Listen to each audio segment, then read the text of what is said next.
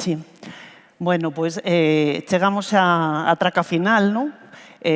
Parece que se nos pasou, polo menos é a miña impresión, tiñamos tantas ganas de volver a vernos que parece que se pasou enseguida, non? E que é mellor para pechar esta sesión de volta a case normalidade que Miguel Anxo Prado. Eu creo que non teño que presentalo, non? Que aquí todo o mundo sabemos quen é Miguel Anxo Prado. Non vou a ler esa retaíla de premios tanto nacionais como internacionais que ten. Moitas das que estamos aquí tivemos a fortuna de escoitalo en cursos de formación de bibliotecas, desgranándonos ese proceso de elaboración das súas obras, non? Das súas auténticas obras de arte. E aquí, como vimos a falar do noso libro, non dos del, pois sí que vamos a reseñar un premio, que foi o premio dos clubs de lectura, que recibiu no ano 2017, e tamén que foi o diseñador do cartel co lema anual no ano 2009, no? Con ese biblioteca escolar, espazo de lecturas. Aquí temos o último libro, o Pacto do Letargo. Creo que vai a ser un libro que vai a dar moito de sí para o curso que ven nos clubs de lectura, precisamente polas moitas lecturas que abre, non? Por exemplo, pois, esos mundos máxicos do noso país, do noso ser, do noso interior, pero tamén esa referencia ao espolo do patrimonio, non? Que é algo sistémico dentro do noso país e que agora temos tan, non é de moda a palabra, pero temos tan visibilizado, non? Polo intento de recuperar os bens expoliados durante a ditadura. Entón, aí se abren moitas vías para traballar co noso alumnado. Non lle vou a roubar ningún minuto máis a Miguel Anxo, cando queiras. Moitísimas gracias, María. Que tal? Moi boas tardes. Non é por facervos a pelota, pero Javier Pintoro sabe, cada vez que os da docencia me chamades ou me convocades para facer algo, se na miña man está, apúntome sen dubidalo. Porque, por un lado, son docente consorte. Sabedes o que eso marca. Eu podo manter con calquera de vos unha conversa dando a apariencia perfecta de que, vamos, estou no exercicio e que o luns ás 8 estou entrando no CPI ou no instituto para preparar as miñas clases. Eso xa marca, xa digo, e xa supón unha primeira complicidade, pero ademais, a valoración, por un lado, da formación, que non chegue a entender o importante que é ese paso, desde logo ten un serio problema, pero no meu campo específico pasamos prácticamente o século XX sen ningunha estructura arreglada de formación. Tanto a ilustración como despois o cómic foron actividades nas que sí ou sí a opción era a autoformación. Entón, a lista está chea de xente que pasou por Belas Artes, curiosamente os menos, xente que pasou a arquitectura, curiosamente bastantes, xentes que pasaron por diseño, por cantidade de outras disciplinas, pero que rematamos facendo ilustración ou cómic. Afortunadamente, nos últimos anos sí que empezou a desenvolverse xa un plan de formación incluso en distintos graos, hai xa graos en formación profesional. Con calzador vai entrando en facultades como as de Belas Artes, pero empeza a haber xa centros que sí que desenvolven este tipo de formación máis alá da simple búsqueda persoal, limitación, pouco máis que autoformación conlevaba. Polo tanto, xa digo, sempre que podo botar unha man, estou disposto. E os clubes de lectura creo que son un dos grandes reinventos dos últimos tempos.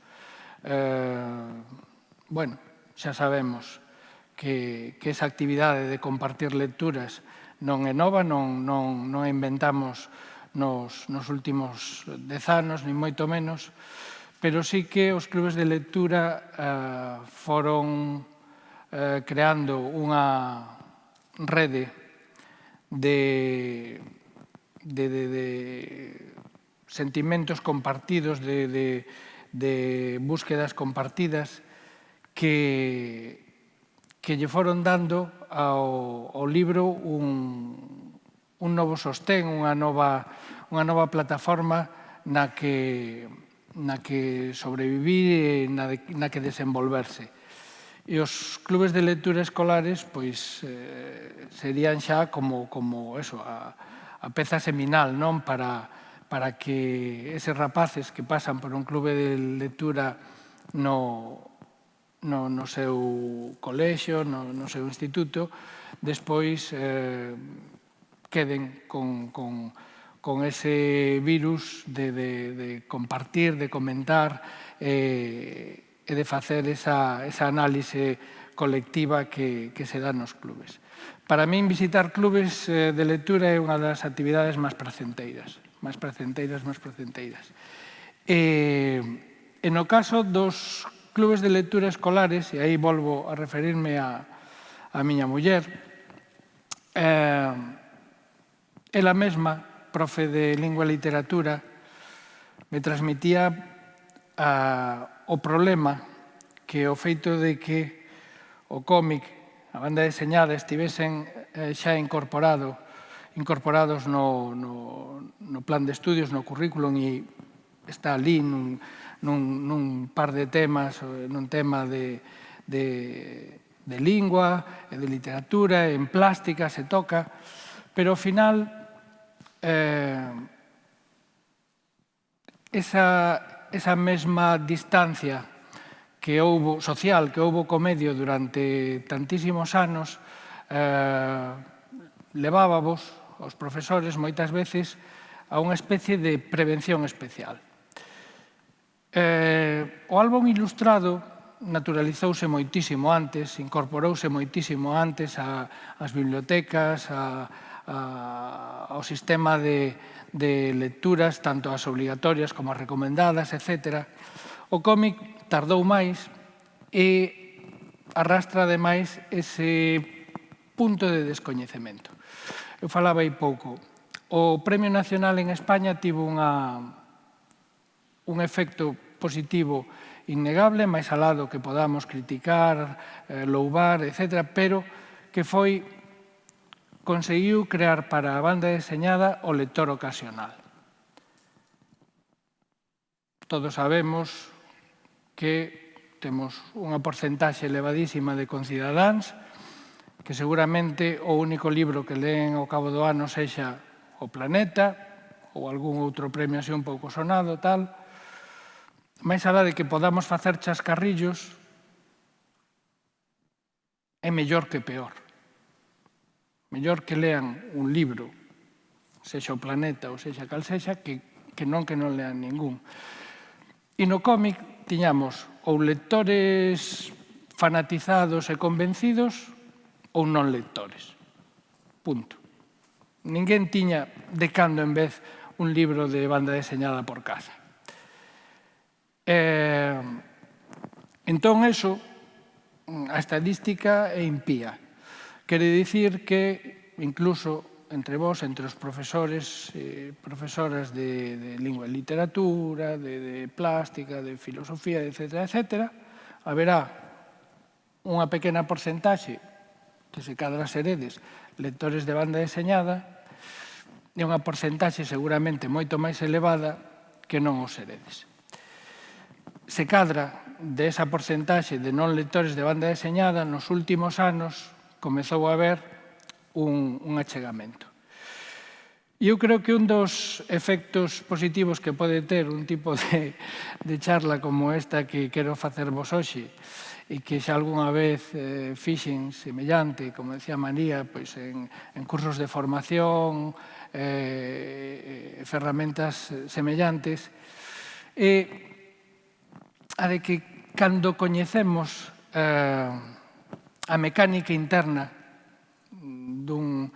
dunha linguaxe, dun medio de expresión, dun medio de comunicación, pode resultarnos un chisquiño máis doado, un chisquiño máis atractivo ese achegamento ao propio medio.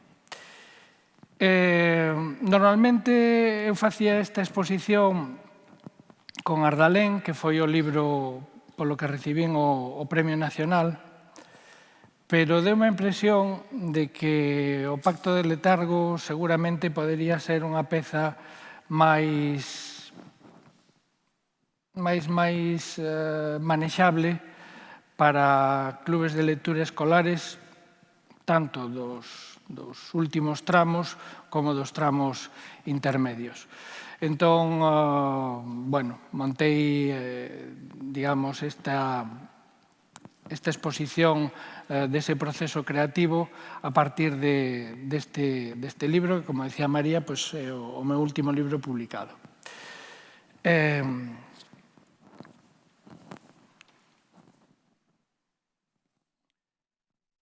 Nunca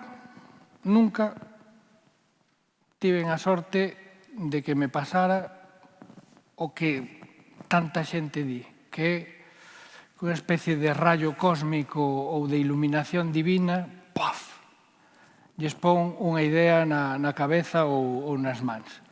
A min nunca me chegou unha idea así de xeito súbito. E eu, para explicar o meu proceso, a imaxe que atopei máis axeitada é a da pelusa. Sabedes, despois de pasar o aspirador e de limpar todo ben e tal, e de repente vas pechar unha porta e ves ali o bollo ese, e dices, veño de pasar o aspirador. Entón, por detrás pasa a miña muller e me di, pasache mal o aspirador, porque mira, vaya bollo, sí, xa sei, vale. Collo o bollo, e entón ese bollo, esa pelusa, que non folerpa, é moi, non sei como se di en galego. Pois o zurullo ese, eu o vexo e digo, así funciona a miña cabeza. Fixadevos hasta que punto tomei en serio o asunto, que busquei, e hai xente que traballou coas pelusas. Non recordo que universidade destas, Miskatonic, algunha cousa tal, pois un grupo de traballo chegou á conclusión, despois de moitos experimentos e probas e tal, de que toda pelusa ten na súa orixe un pelo. A ese pelo vanse engadindo cousas e cousas e cousas e cousas hasta que acaba sendo ese ser casi vivo que atopamos detrás da porta. Bueno, pois así son as miñas ideas. Empezan por un pelo e ese pelo pode ser unha nova no xornal, algo que me acontece persoalmente, algún desastre que me conta a miña filla por teléfono que cando saiu á rúa en Barcelona non sei que. Algo que, de algún xeito, remata semi-fixado, ou ben na miña memoria, ou incluso algunha peza de papel. Os pousavasos son moi adoitados para eso, os recibos da autopista, tal, e entón aí anoto. Anoto, podedes imaginar, 3 palabras. Esas pezas, no 99,8% das veces, rematan perdidas, por suposto. E cando non rematan perdidas, son xeroglíficos difíciles de descifrar incluso para min mesmo, porque ali o que pon é pan, autobús, ovni. No momento en que anotei estaba claro que eu sabía de que iba o rollo. Entón, aí ábrense dúas vías de desenvolvemento. Unha, eu atopo fortuitamente un deses anacos.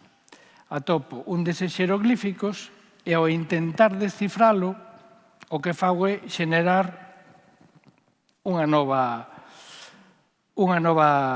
dialéctica con eses elementos. E entón aparece unha idea que non tiña nada que ver, seguro, con aquela idea original. E a outra, que é a máis frecuente, é non atopo, perdo 3 días enteiros revolvendo o estudio, mirando nos petos das chaquetas, no macuto, non o atopo, e entón intento reconstruílo a partir das crebas que me quedaron así na cabeza. Se algunha vez vos pasou eso, estaredes de acordo comigo en que a sensación é que aquela idea que tiveche hai 3 anos, aquela era moi boa. E agora non das chegado a ela. Entón, por máis que lle das voltas, era algo desto, pero aquela era boa e isto non. Bueno, pois como non teño máis, continuo a partir de aí. Para tentar evitar a dispersión, no momento en que eu identifico unha desas pelusas e que xa digo, con isto, vislumbro que teño unha historia. Entón, o que fago é inaugurar un destes cadernillos Miquelrius. Os que teñades menos de 50 anos non saberedes do que estou falando. Incluso os que teñades máis de 50, seguramente ou o tedes esquecido ou hai moito que non os vedes, pero ainda os hai, incluso na superpapelería, en algún sitio, de cando en vez aparecen.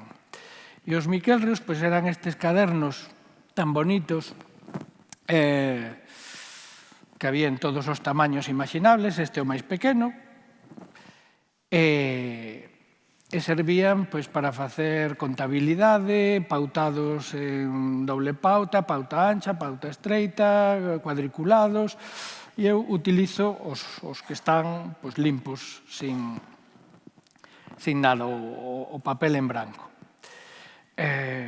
Como vedes, é como unha versión vintage das Moleskines. As Moleskines son a Harley Davidson e os Miquelrius é a Vespa de toda a vida, non? Entón, a Moleskine ao cabo dun ano está aí impecable, tal, non sei que, todo precioso. Os Miquelrius, que teñen o lombo este así de tea, vaise despeluxando, entón vanlle quedando así farrapillos, xa vedes que as esquinas inmediatamente, claro, empezan a quedar tocadas e tal. Bueno, a min encántanme. Entón aí eu vou tomando notas.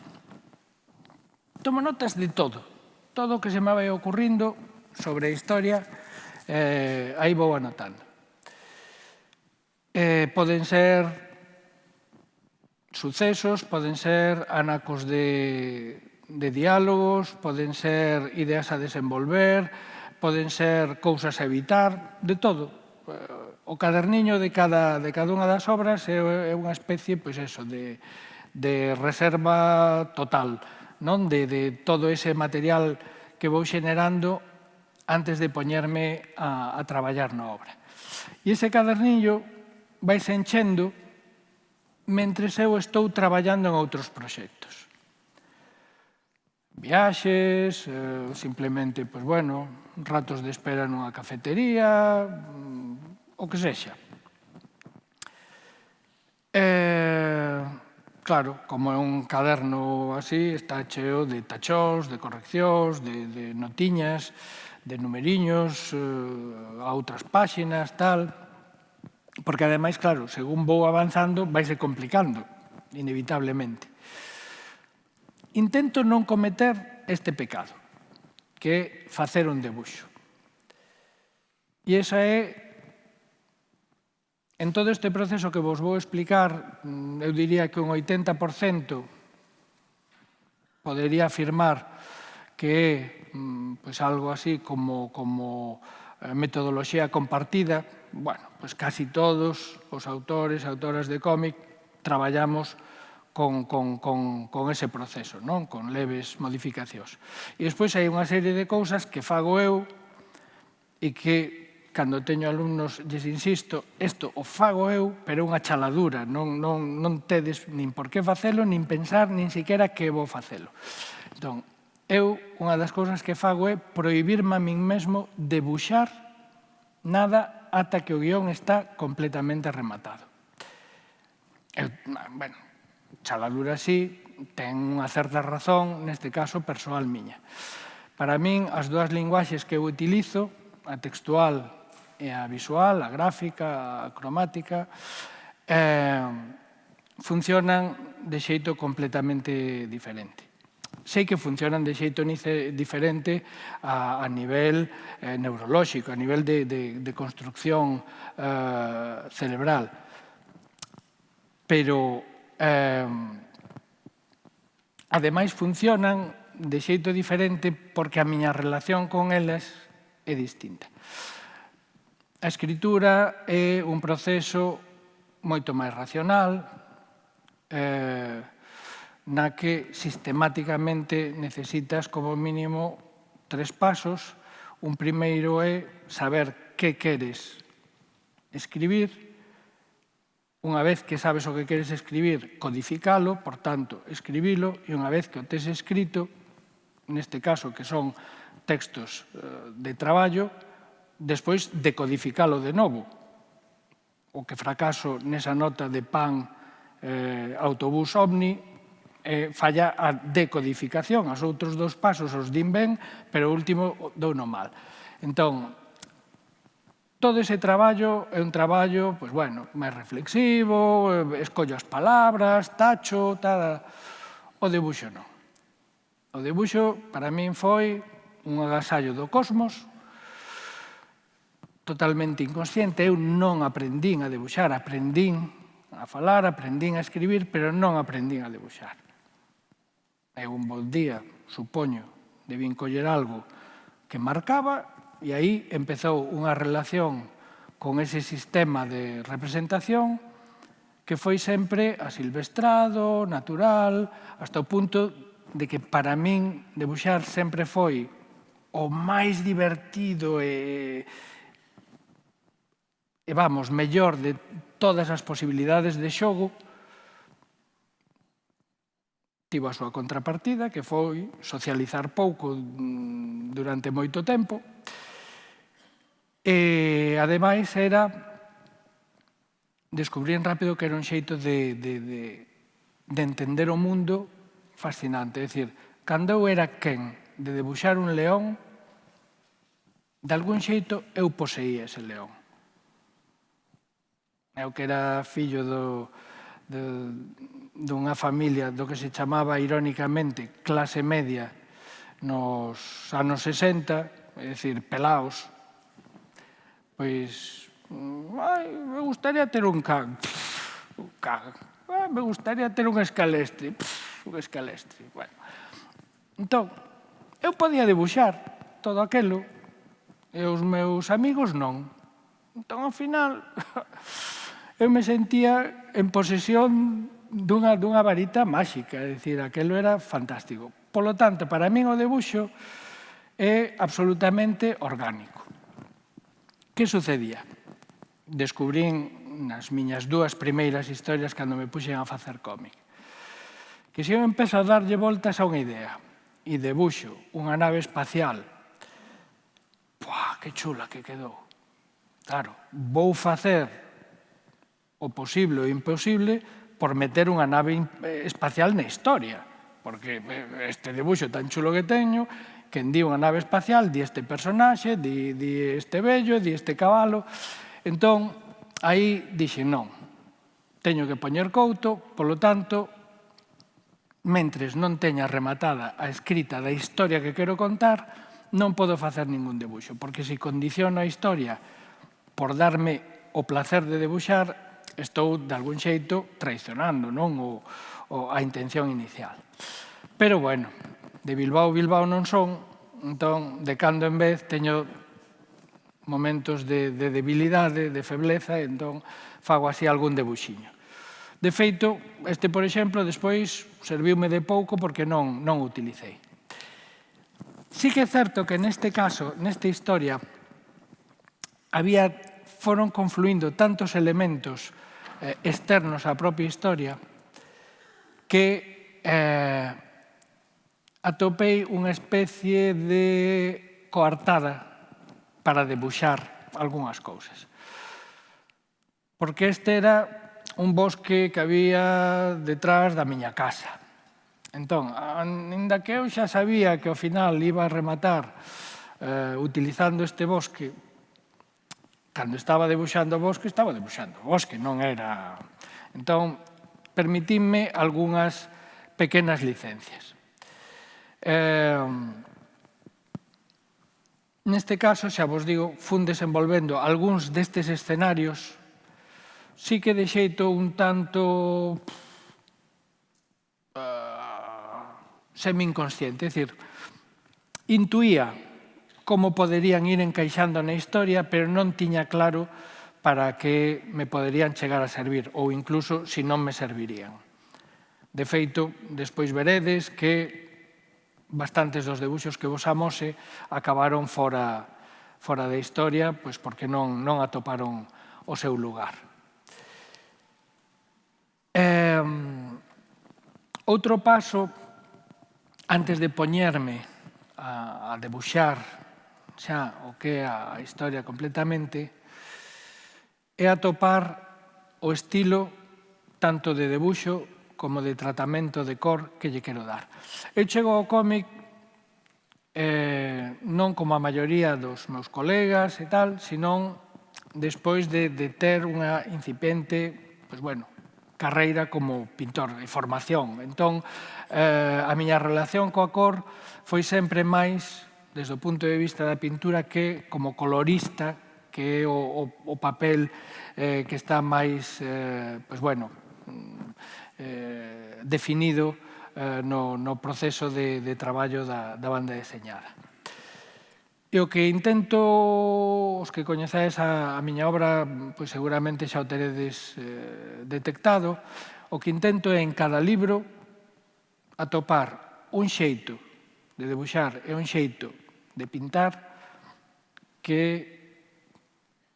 a min me pareza ben coordinado e que sexa cómplice da historia que quero narrar. Fixen o meu primeiro libro que era unha historia de anticipación, fixen o segundo que era outra historia de anticipación, pero xa moito máis de anticipación xuxa, a Orwell, a Huxley. Entón, aí xa pensei, non podo contar esta historia que non ten nada que ver co anterior, utilizando os mesmos medios visuais que utilicei. Eso, durante anos, foi unha loita infame cos meus editores. Os editores adoran que non cambies.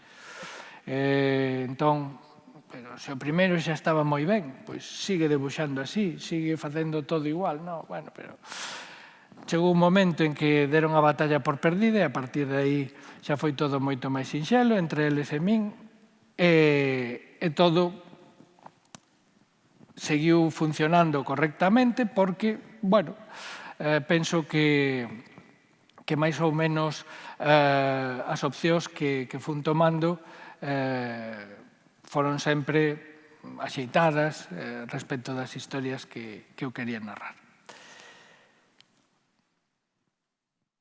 E, cando xa teño todas esas pezas que acaban de completar a pelusa, e a pelusa xa é prácticamente un melocotón enriba da mesa, é cando me poño a escribir. Cando me poño a escribir o guión, este sí que xa é un proceso absolutamente sistemático e durante ese tempo o que fago é escribir o guión. Sí que xa nin debuxo, nin nada. Póñome e un traballo, pois xa digo, sistemático, de todas as horas da xornada de traballo do día para desenvolver historia. E hasta que teño rematada esa primeira versión, non dou un paso máis. Esa primeira versión, despois, vai sufrindo modificacións, por suposto, bueno, un mínimo de 4, un máximo de 7 ou 8, creo que cheguei a facer. E é un guión como este que vedes, que se asemella moito a un guión de audiovisual, pero que eu sempre digo que no fondo a min se me parece máis a un texto teatral. Porque o guión sobre todo o guión de banda deseñada que eu escribo para min mesmo, normalmente non me teño que indicar asuntos de encadre, de punto de vista e tal, como si sucede nun guión de audiovisual, porque xa sei, xa decidirei como quero contar iso.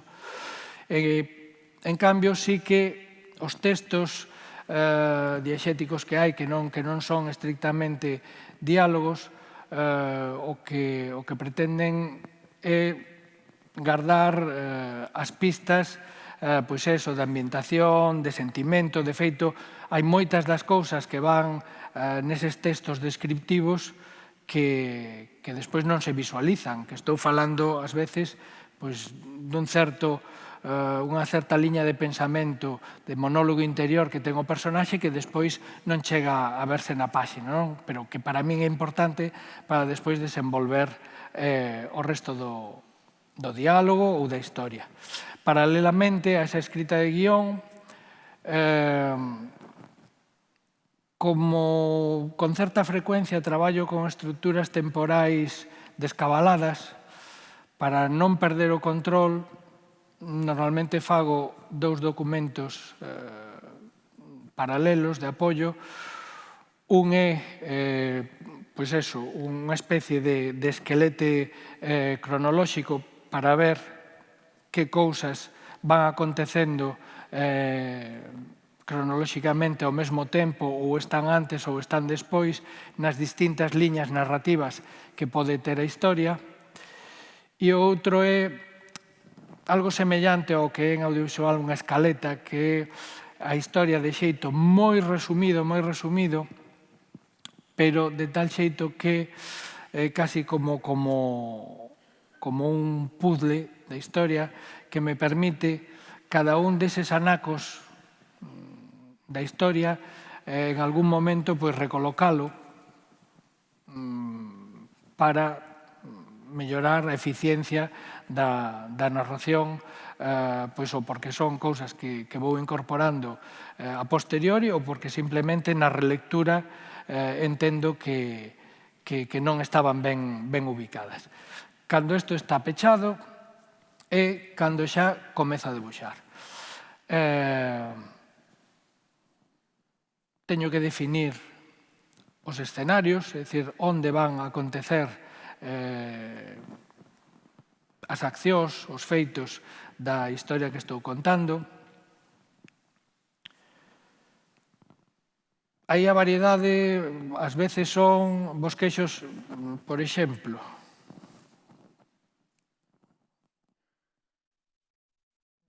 este de arriba, que aparentemente é o máis grande, é un debuxiño pequenísimo nunha esquina dunha folla de papel que estaba escribindo outras cousas, non? E é un bosquexo así a lápiz.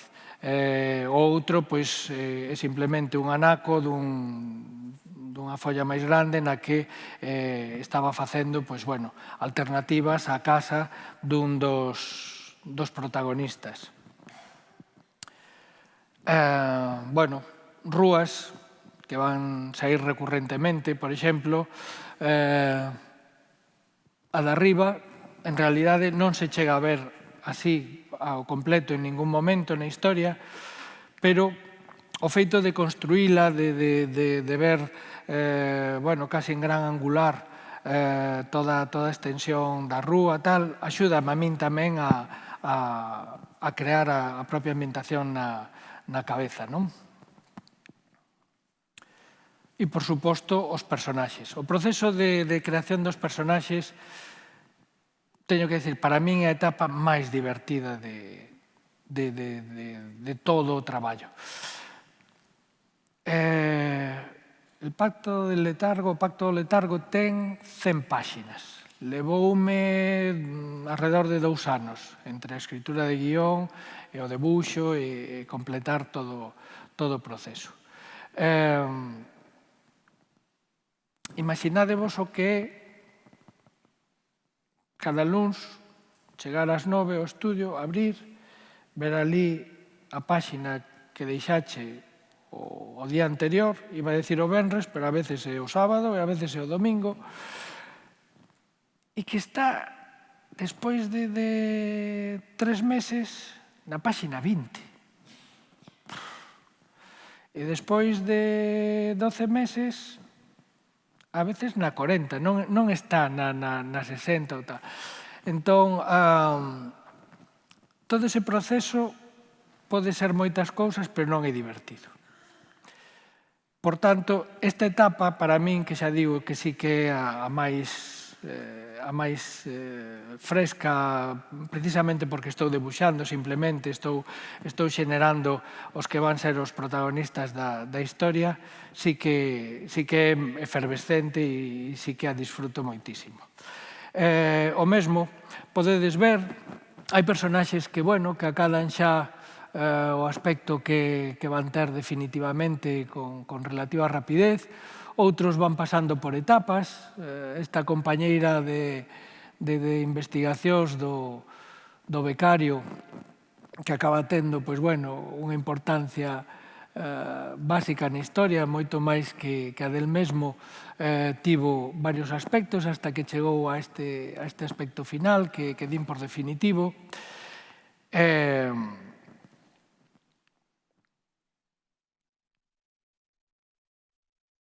No caso do demo, un dos seres, a historia do Pacto do Letargo, basicamente o que conta é o conflicto entre humanos e un pequeno grupo de seres máxicos, non destripo a historia, pero que sobre todo de parte dos máxicos cara aos humanos, pois teñen unha serie de reproches que facer, non? Hai un enfrentamento especialmente acusado no caso do demo. E parte a historia dunha premisa dun xogo, un pequeno paradoxo, que me plantexei, formaba parte da Pelusa, que normalmente a historia a conta quen gañou. E, por tanto, o normal é que acomode esa narración ao seu propio papel, nunca sae mal parado. Entón, toda esta historia entre os seres humanos e os máxicos, máis alá do concepto religioso, pero está urbi et orbi, é dicir, ese triángulo está presente en prácticamente todas as culturas, estamos os seres humanos, están eses seres bons, eses seres malos. Teñen distintos nomes, segundo as distintas religións, as distintas culturas, pero é un triángulo que se repite sistemáticamente. E entón pensei, claro, pero quen me contou sempre a min a historia? Outro humano. Claro, por iso sempre saímos máis ou menos ben parados.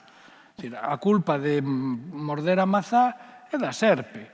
Claro, como a miña filla, cando rachaba un xarrón e decía, foi Mickey, porque tirara o moneco de Mickey Mouse e, non, fuches ti, non, foi Mickey. Bueno, pois ese xogo tan simple, tan infantil, os adultos o facemos igual. Entón, dixen, bueno, pois que pasaría se a historia non fora realmente esa? Se o malo, ao final, non fora de xeito tan claro e evidente quen decimos que é. Entón, xogando con esa premisa, fun desenvolvendo o resto da trama. Sabedes que tamén pasou por distintas etapas. Primeiro pensei, bueno, non vou facer un demo con cornos, sempre a mesma historia. Non me funcionaba. Non me funcionaba e acabei rendíndome aos estándares e o demo acabou tendo cornos. No casting,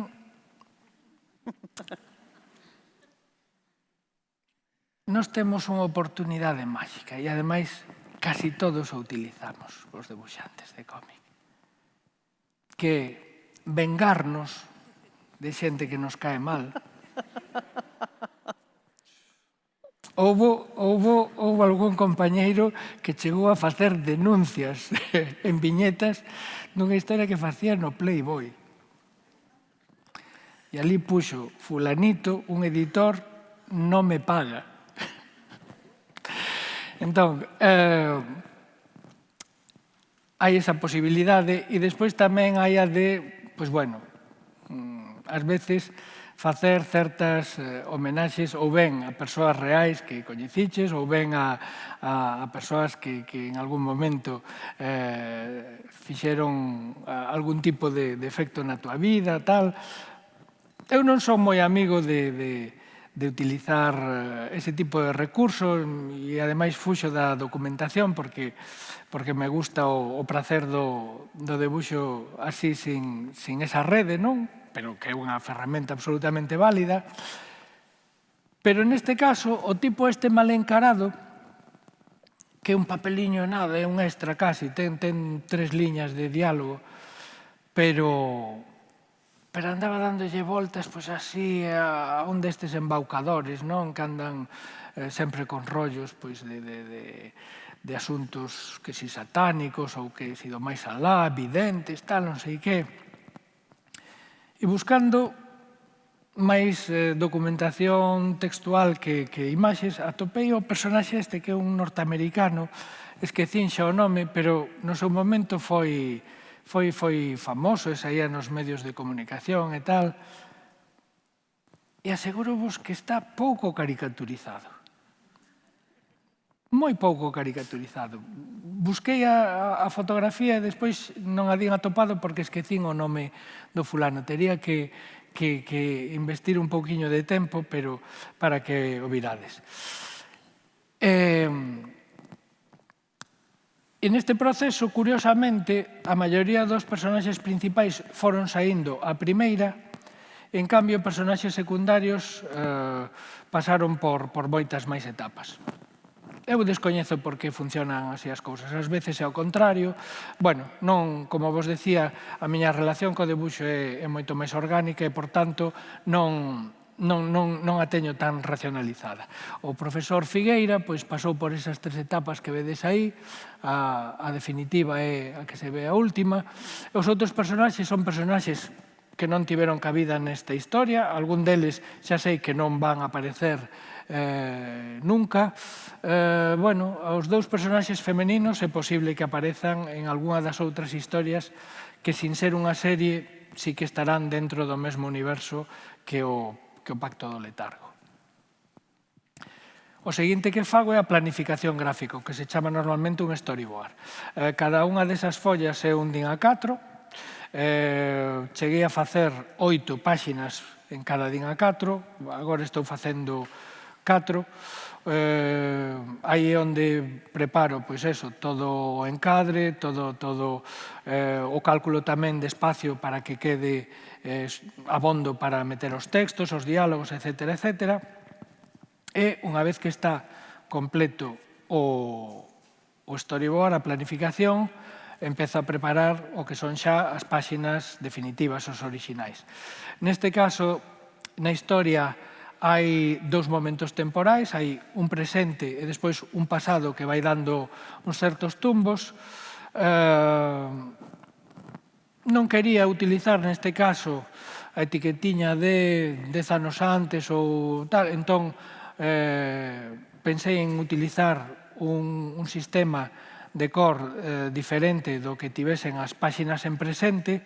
Fixen algunhas probas, de todas as que fun facendo, quedeime finalmente con estas dúas e optei por esta que...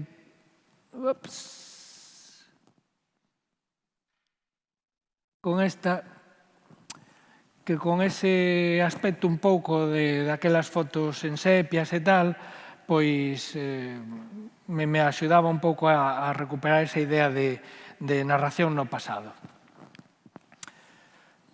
Así son as páxinas que transcurren no pasado, non son estritamente bitonos, non son monocromáticas, pero, bueno, teñen moitísima menos saturación que o resto das páxinas. Normalmente debuxo directamente xa sobre a páxina definitiva original. Ás veces, se o que estou debuxando é especialmente complexo, como era esta viñeta de acción, sí que pode haber un proceso previo de bosquexo e de encaixe. E este é o resultado final. Sabedes que é a viñeta inferior. As outras, pois, están debuxadas directamente sobre a páxina, pero esta, que tiña máis complexidade estructural, pois preferín bosquexala antes de fatigar o papel. Este é o aspecto que teñen o resto das páxinas. Neste caso, moitas das miñas obras, Trazo de Xiz, Ardalén, están traballadas coa pintura con moito impasto, é dicir, moi cubrinte. Neste caso, por transparencia, é como se foran acuarelas. Realmente non son acuarelas, é o acrílico, pero traballado moi diluído, que me permite un acabado que ten apariencia, pois eso, de acuarela, e que lle daba tamén a historia, me parecía a min, unha lixeireza a ese nivel visual que outro tipo de pintura non me permitía. Vedes que incluso despois de feito ese original, o original é o que está no lado... sempre me equivoco. Aquí.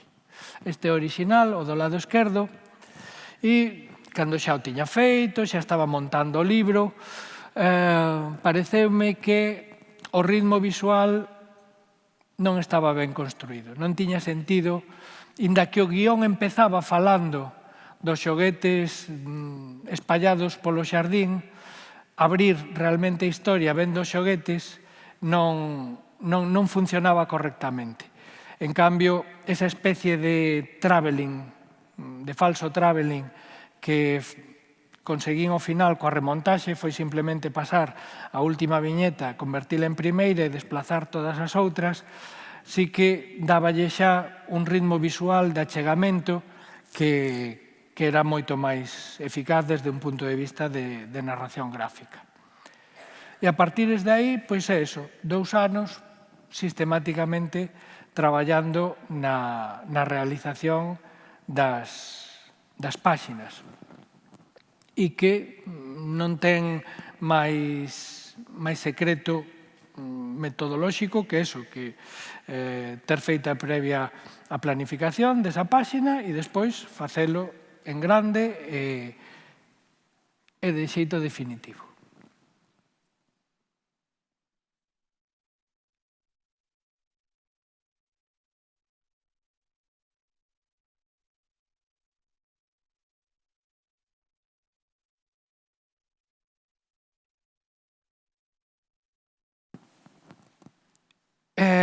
En Ardalén fíxeno que foi unha tolemia. En Ardalén decidín que cada personaxe tivera a súa voz. Entón, a equivalencia en cómic é que cada un tivese a súa tipografía, o seu tipo de letra. Co cal, pois non recordo ben, pero si tiña 9, 10 personaxes, acabei diseñando 9, 10 alfabetos para cada un dos personaxes. Neste caso, só quixen facelo para os máxicos, quería que tiveran unha forma que resultase especial de fala, de expresión, e ademais me interesaba que fora lexible, pero que costara lerse. Quero dicir, como cando escoitamos falar a alguén que nos costa entender. Entón, bueno, adiquei un tempo a desenvolver ese alfabeto que recordara de algún xeito, bueno, lonxano, a estética das runas, pois bueno, con elementos moi rectilíneos na maior parte dos símbolos. Neste caso, como tiña xa a experiencia de Ardalén, claro, o primeiro que pensas son, bueno, os caracteres para o castelán, o galego, tal, pero tamén vai en portugués, claro, entón, pois, o circunflexo, tal, pero en francés. Entón, a cousa vai agrandándose hasta que de repente están, pois claro, o serbio, o croata.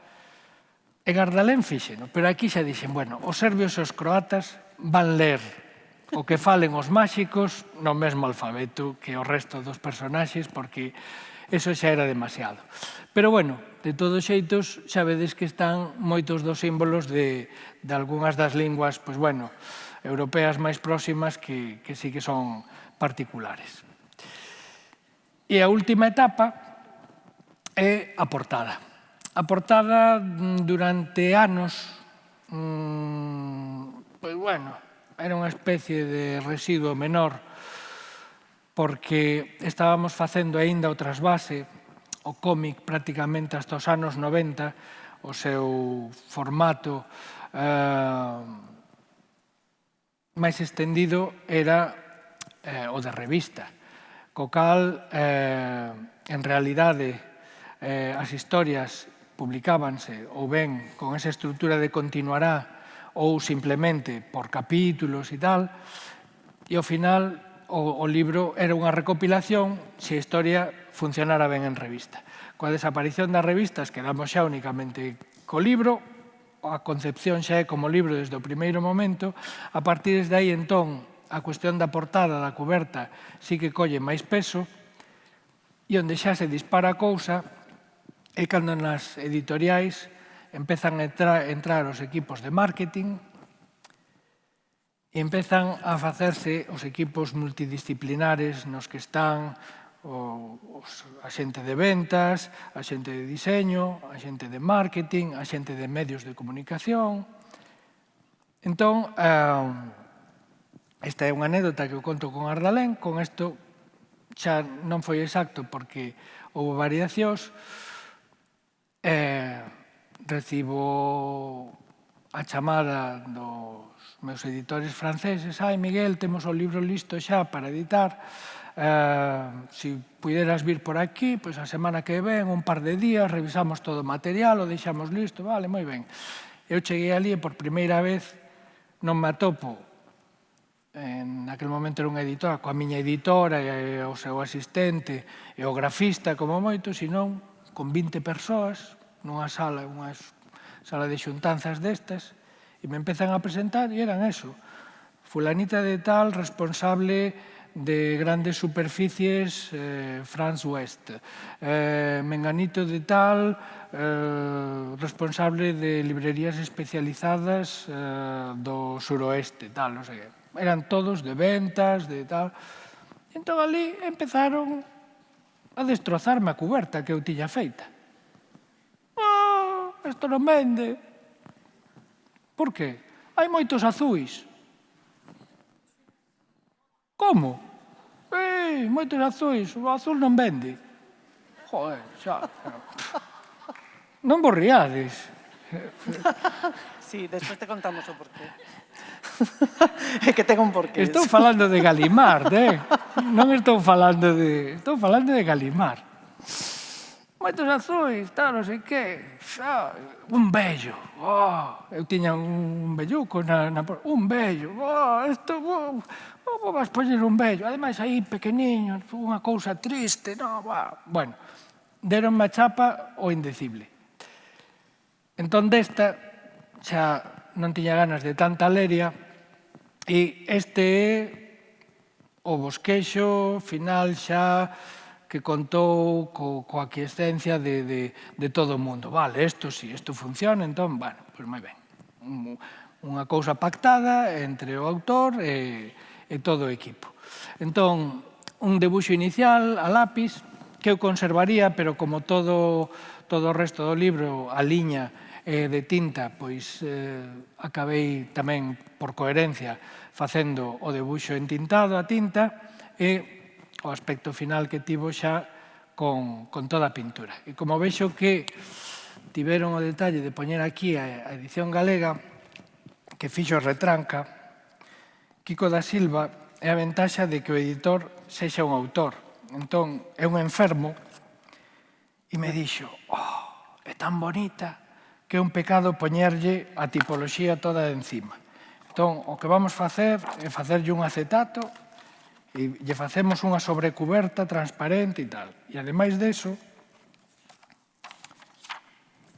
unha páxina de créditos que meto eu ás veces no medio para separar a introdución da propia historia, entón, fixo este xogo tan bonito, pois, coa semitransparencia do papel, para crear o título a través das dúas follas.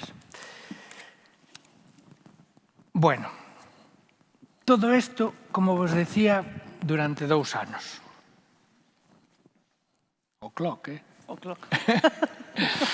Durante 2 anos. Eu tamén o fago.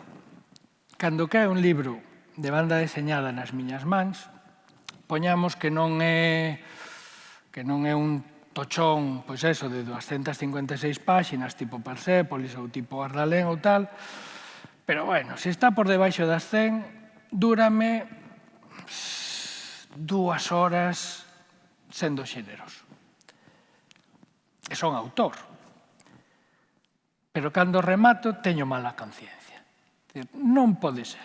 Non pode ser que eu despache en 2 horas algo que levou 2 anos facerse. Porque non é estrictamente o mesmo de se facemos a comparanza con, por exemplo, unha produción audiovisual, non unha película.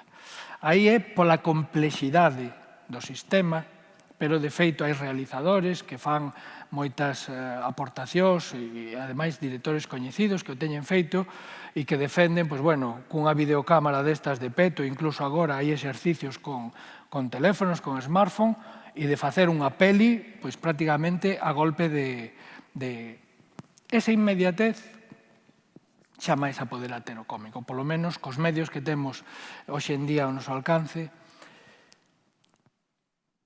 En todo ese proceso, por todo isto que vos contei, van entrando un montón de cousas, de materiais, de elementos que van ficando polas esquinas da páxina, polos recovecos, polos recunchos dunha viñeta,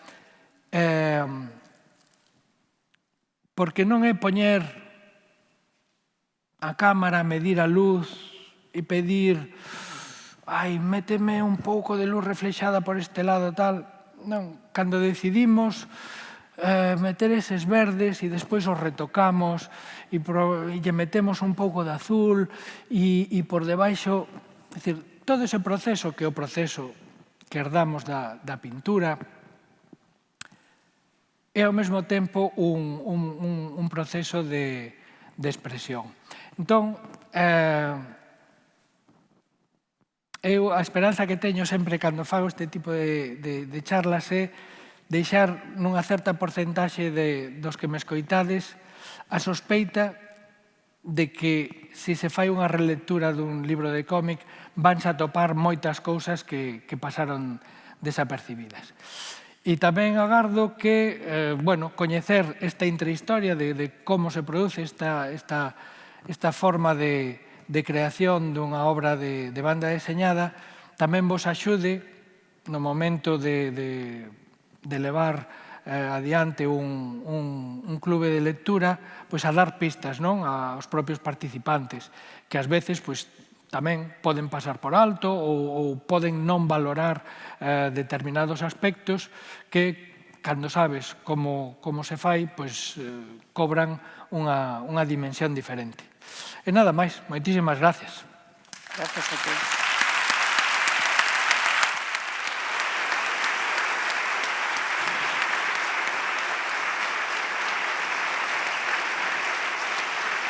Non sei se temos tempo, se queren facer preguntas.